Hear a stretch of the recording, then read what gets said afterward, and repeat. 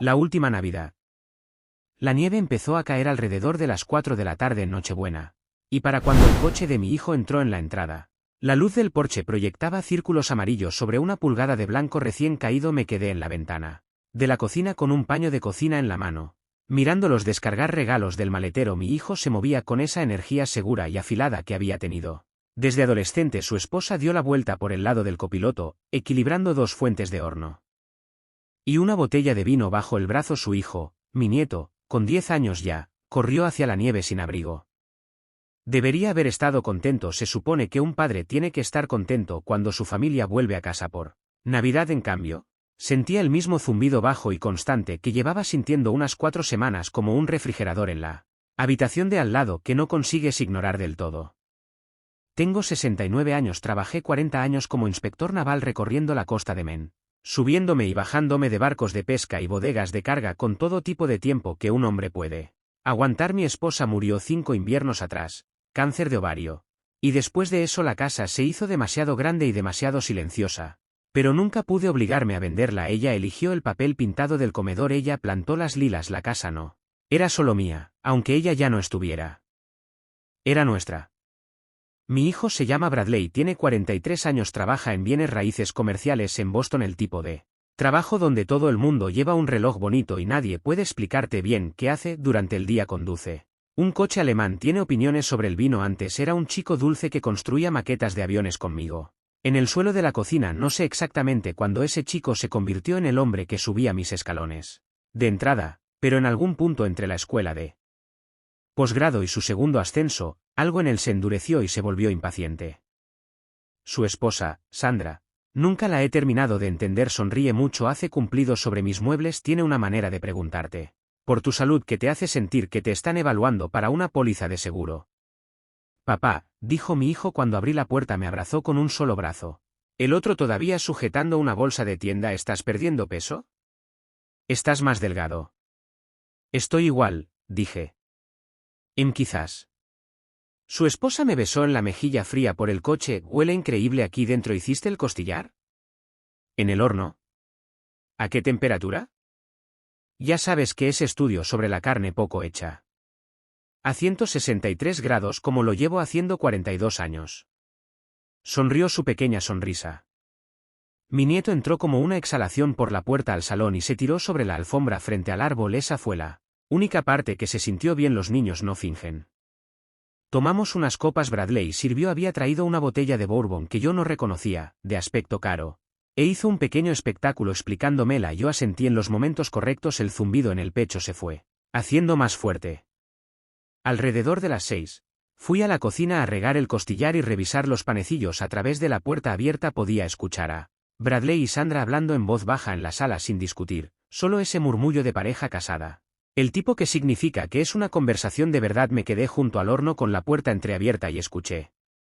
Quiero dejar algo claro, no soy el tipo de hombre que espía, no me interesa la vida de los demás, pero llevo semanas notando cosas llamadas cortadas. Cuando yo entraba a una habitación, Bradley haciéndome preguntas de pasada sobre mi colesterol, mi equilibrio, si todavía conducía de noche, Sandra mandándome artículos sobre comunidades de jubilados para vivir mejor. 3 semanas antes, Bradley me había preguntado, completamente de la nada, si alguna vez pensaba en hacerme un test de memoria. Me lo había quitado de encima con una risa. Ahora ya no me reía. Las escaleras son el problema de verdad, decía Bradley. Si se cae, se acabó. Tendremos que conducir hasta aquí a medianoche para solucionar un hospital. No se va a caer. Podría. Y la factura de calefacción de este sitio. Mis suegros estarían mucho más cómodos en una sola planta. A punto estuve de tirar el pincel de cocina. ¿De verdad están dispuestos a vender el condominio? Quieren hacerlo. El mercado está bien. Y a ver, esta casa tiene 4 habitaciones que mi padre no usa. Ese espacio desaprovechado anda por aquí como un guisante seco en una caja. Pero él, ¿qué? Hubo una pausa. Podía escuchar el fuego crepitando en la chimenea de la sala. Lakshya tiene ahora esa ala de memoria. La visitamos. Está bien. Tendría las comidas hechas. Gente con quien jugar a las cartas. ¿Ha dado él el visto bueno? Todavía no se lo hemos preguntado, pero no va a decir que no. Cariño, está solo. Ha estado solo desde que murió mamá. No quiere admitirlo. Solo tenemos que presentárselo de la manera correcta. Después de las fiestas le subo el folleto fácil. ¿Y la escritura? Habló con su abogado la primavera pasada sobre poner la casa en un fideicomiso para nuestro hijo. Todavía no lo ha ejecutado. Si consigo que haga una transferencia directa en cambio, que me la pase a mí directamente antes de que entre en Lakeside. Nos ahorramos una fortuna en temas de herencia. Mis suegros se instalan aquí. Nosotros la usamos como base familiar. La revalorización es nuestra. No preguntará por qué. Le diré que es planificación fiscal. No va a leer más de las 2 primeras páginas. Nunca lo ha hecho. Cerré la puerta del horno muy despacio para que el clic no se oyera. No puedo describir del todo lo que me pasó en ese minuto. Yo había criado a ese chico. Había sido cofirmante en su primer coche cuando suspendió el examen de abogacía la primera vez. Me senté con él en esta misma mesa de cocina y le dije que el mundo no se había acabado. Le había dado la entrada para su condominio. Nunca le había pedido nada de vuelta. Nunca lo había querido.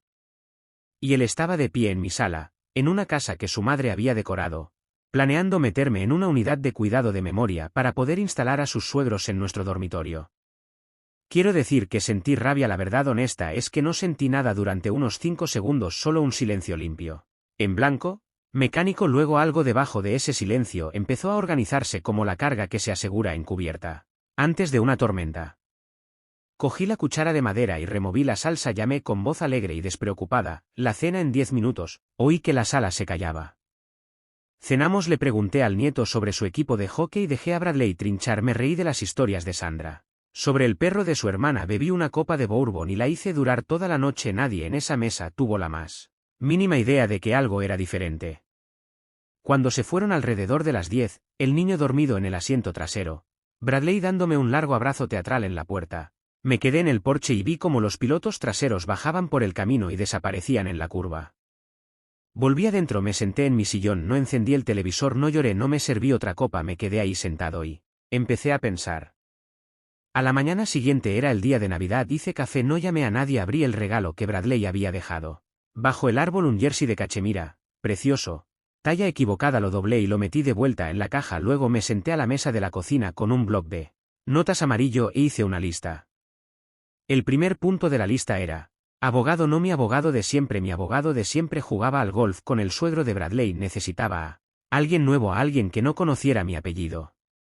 El segundo punto era: médico. 3 de ellos, idealmente evaluaciones cognitivas, con fecha, firmadas, selladas. Si alguien intentara decir alguna vez que yo había estado confundido o bajo presión cuando tomé mis decisiones, quería un muro de papel que no pudieran escalar. El tercer punto era: agente inmobiliario discreto de fuera de la zona. Si fuera posible alguien que pudiera moverse con sigilo. El cuarto punto era: banco. Mover las cuentas en silencio.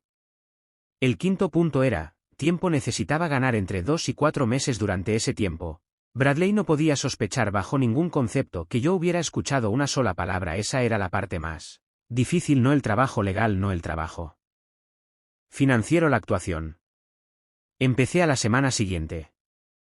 Llamé a un despacho de abogados en un pueblo de 2 ciudades de distancia, una mujer especializada en protección de mayores, y conduje 45 minutos entre barro y nieve para verla en su oficina. Le conté todo. Escuchó con la barbilla apoyada en la mano. Cuando terminé, se quitó las gafas de leer y dijo: señor Harrington, lo que describe es uno de los montajes de abuso de mayores más comunes que veo. Y lo ha pillado en el momento perfecto. Tenemos opciones.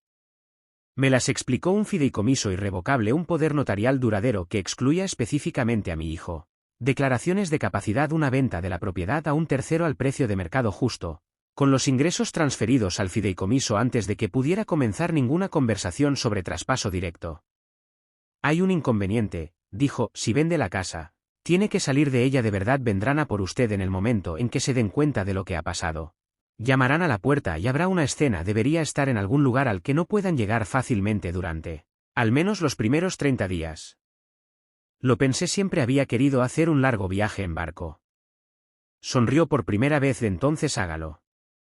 Las evaluaciones cognitivas las programé a lo largo de 3 semanas en 3 consultas diferentes: 2 en Portland, una en Bangor. Conduje yo mismo. Hice las pruebas en frío, sobrio y bien descansado. Obtuve, en palabras de uno de los médicos, los resultados del grupo superior para mi edad. Los 3 informes fueron fotocopiados, notarizados y guardados en la caja fuerte de mi abogada. El agente inmobiliario era un hombre que mi abogada recomendó.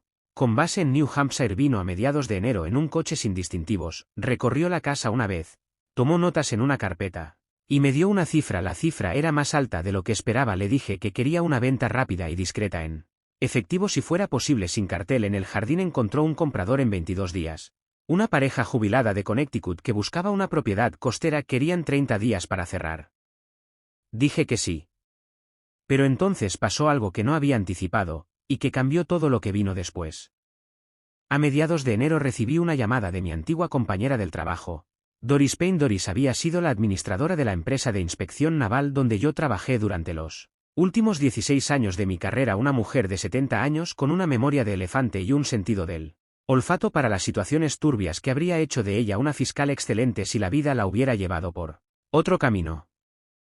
Howard, me dijo sin preámbulos, acabo de tener almuerzo con el señor Walsh del despacho de abogados Peterson. En Portland el hijo de un tal Bradley Harrington fue a verlo la semana pasada preguntando sobre los plazos legales para solicitar la tutela de un padre anciano en Maine. Me quedé en silencio. Señor Walsh no es mi abogado y no me debe confidencialidad a mí, continuó Doris con calma. Pero sí me debe el favor de unas cuantas referencias que le mandé hace años y pensó que debería saberlo. ¿Cuándo fue exactamente?, pregunté. El 12 de enero, 4 días después de Navidad. Así que Bradley no había esperado ni una semana. La conversación de Nochebuena no había sido el comienzo del plan. Era el final de él. La tubería ya llevaba tiempo instalada, solo estaban esperando el momento. Llamé a mi abogada esa misma tarde y le conté lo de Walsh. Se quedó en silencio unos segundos y luego dijo: esto acelera nuestro calendario. Necesito que las evaluaciones cognitivas estén hechas antes de que termine el mes. Y necesito que empiece a pensar en a dónde va a ir cuando esto termine. Pensé en el barco. Ya lo tengo decidido, dije. Ahora bien, aquí empieza la actuación. Durante enero y febrero, Bradley llamó cada domingo sin falta. Nunca antes había llamado cada domingo. De repente estaba preocupado. ¿Cómo dormía? ¿Comía bien? ¿Había pensado más en simplificar mi vida? Su esposa me mandó un folleto del lugar Lakeside, el sitio de cuidado de memoria, que le devolví con una nota escrita a mano muy amable diciéndole que parecía muy bueno y que lo guardaría. A finales de enero, Bradley vino solo un fin de semana. Trajo una carpeta, me sentó a la mesa de la cocina, y expuso, con su voz de vendedor, qué idea tan maravillosa sería racionalizar la distribución inmobiliaria familiar. Sus suegros ayudarían con él. Mantenimiento. El nieto tendría un jardín. Yo podría tener la suite para suegros sobre el garaje. Todo el mundo gana. Lo dejé hablar durante 40 minutos. Le hice el tipo de preguntas que le hacían sentir que estaba avanzando. ¿Cómo quedaría exactamente el título de propiedad? ¿Qué pasaría con mis muebles? ¿Tendría mi propia entrada? Cuando se fue, estaba prácticamente canturreando. Me abrazó en la puerta y dijo: papá, esto va a ser tan bueno para ti. Ya te veo más relajado. Le saludé mientras sacaba el coche. Luego entré, me senté a la mesa, miré su carpeta. Y me reí. No creo haberme reído en un mes. Pero fue durante ese fin de semana cuando ocurrió algo que no esperaba. El sábado por la noche, mientras Bradley dormía en el cuarto de invitados, sonó el teléfono de la cocina. Pasada la medianoche. Era mi vecino Raymond Kowalski, 71 años. Ex empleado de correos.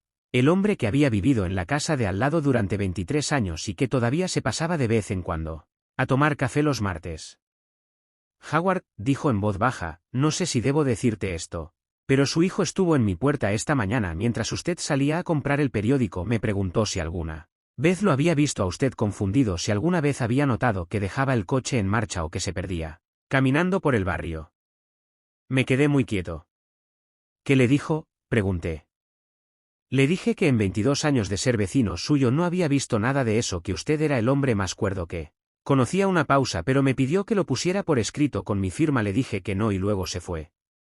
Raymond no hizo preguntas esa noche. No me pidió que le explicara nada, solo dijo: pensé que debía saber que alguien está construyendo un expediente.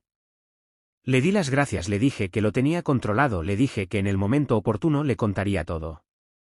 A la mañana siguiente llamé a mi abogada antes de que Bradley se despertara. Ya tienen a alguien buscando testigos, le dije.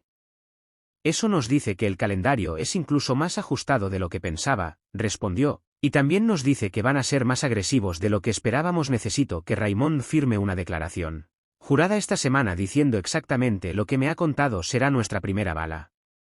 Raymond firmó la declaración el martes siguiente. A principios de febrero empecé a empacar, no a empacar, para mudarme a un ala de cuidado de memoria, a empacar Para irme vendí el barco pequeño que casi no usaba, mi viejo Boston Whale. Al sobrino de un vecino vendí mi camioneta, a un chico que vivía más abajo en la carretera regalé el cortacésped. Los muebles los dejé donde estaban los compradores, querían la propiedad tal cual. Las cosas personales, las fotografías, los álbumes de boda, la caja con las cartas de mi esposa de cuando éramos novios. Las empaqué en 5 cajas de cartón y las mandé a un trastero en Carolina del Norte a nombre de un fideicomiso que mi abogada había establecido. Mi abogada lo organizó. Compré un velero pequeño, 28 pies, fibra de vidrio, bien mantenido. Aparejo para navegación individual. Llevaba semanas mirando anuncios. Pagué al contado en persona en una marina al sur de Boston. Lo bauticé con el nombre de mi esposa. El hombre de la marina me estrechó la mano y dijo: ¿A dónde va, capitán? Y. Yo dije: al sur, todo lo al sur que ella me lleve. El cierre de la casa quedó programado para el segundo viernes de marzo. El miércoles anterior, Bradley llamó. Papá, oye, escucha, estábamos pensando por qué no venimos este fin de semana. Mis suegros también hacemos algo especial. Recorremos la casa con todos. Empezamos a visualizar la mudanza. Aparté el teléfono de la oreja un segundo, luego lo volví a acercar. Sería estupendo, hijo. ¿El sábado os va bien? El sábado es perfecto, traemos a todos. Colgué, me senté en el suelo de la cocina. Me reí hasta que me dolieron las costillas. El cierre ocurrió el viernes por la mañana en el despacho de mi abogada. Firmé todo. La transferencia llegó a la cuenta del fideicomiso a las 2 de la tarde. Los compradores recibieron las llaves a las 4. Los compradores, una pareja encantadora de Connecticut, me habían dado el detalle de dejarme hasta el mediodía del sábado para vaciar mis cosas personales. Una cortesía que agradecí. El viernes por la noche dormí en mi cama. Por última vez había sacado el anillo de boda de mi esposa del tocador y lo había puesto en el bolsillo del pecho. Las lilas del jardín delantero eran todavía palos pelados, pero se veían los brotes empezando. Les dije adiós en voz alta, lo cual ya sé que suena raro, pero conocía esos arbustos desde antes de que mi hijo existiera. El sábado por la mañana a las 9, cargué mi última bolsa en un coche de alquiler. Dejé las llaves de la casa sobre la encimera de la cocina para los nuevos dueños, junto con una nota escrita a mano sobre los caprichos de la caldera y que tabla del suelo crujía. Dejé un sobre separado sobre la mesa del comedor con el nombre de Bradley escrito. Dentro había una sola hoja de papel doblada y uno de los informes de evaluación cognitiva. El papel decía, con mi propia letra: te escuché en Nochebuena cada palabra. La casa está vendida. El dinero está en un fideicomiso al que no puedes acceder. No pierdas el tiempo buscándome. Cuando estés listo para ser mi hijo otra vez, y no mi casero, puedes escribir a mi abogada. Su tarjeta está incluida. Hasta entonces, feliz Navidad. Cerré la puerta detrás de mí con llave. Conduje hasta la marina al sur de Boston. Aprovisioné el barco. Revisé el tiempo. Zarpé a las 3 de la tarde de un claro y frío día de marzo con un viento constante del noroeste. Para cuando el coche de Bradley entró en la entrada de la que ya no era mi casa, al mediodía del sábado, con su esposa, sus suegros y su carpeta, yo ya había pasado la bocana del puerto. Había dejado un teléfono viejo en la guantera de la camioneta que había vendido, con el número de Bradley guardado, y el comprador me había prometido que lo guardaría unas semanas, así que el teléfono estaba en algún lugar de un camino rural de Maine enchufado a la corriente, sonando cuando lo comprobé 3 días después desde una marina en Rhode Island usando el ordenador del dueño y, con su permiso. La pantalla mostraba 87 llamadas perdidas. ¿87? El buzón de voz empezaba al mediodía del sábado. El primero era confuso: papá, oye, estamos en la casa, hay gente metiendo cosas, creo que hay un error, llámame ahora mismo. El segundo era más tenso: papá, el nuevo dueño me acaba de decir que vendiste la casa, ¿qué está pasando? Llámame inmediatamente. El tercero era Sandra, con la voz aguda para el octavo mensaje. Bradley estaba gritando para el 15º, estaba llorando para el 35º. El suegro estaba en la línea, dejando un largo y displicente mensaje sobre la responsabilidad con los mayores y las obligaciones familiares, cuya ironía aprecié enormemente. Los últimos mensajes eran más tranquilos: Bradley, con voz de alguien que no ha dormido: papá, por favor, no sé dónde estás, no sé si estás bien, por favor. Llama a alguien, mamá estaría avergonzada de mí, lo sé, por favor. Me senté en la cubierta del velero esa tarde con una taza de café y vi pasar las luces de posición de un carguero por el canal. Pensé en ese último mensaje durante un buen rato. Pensé en el chico que construía maquetas de aviones conmigo en el suelo de la cocina. Pensé en si la vergüenza es lo mismo que el arrepentimiento, o si la vergüenza es simplemente el ruido que hace un hombre cuando lo pillan. No llamé, no esa noche.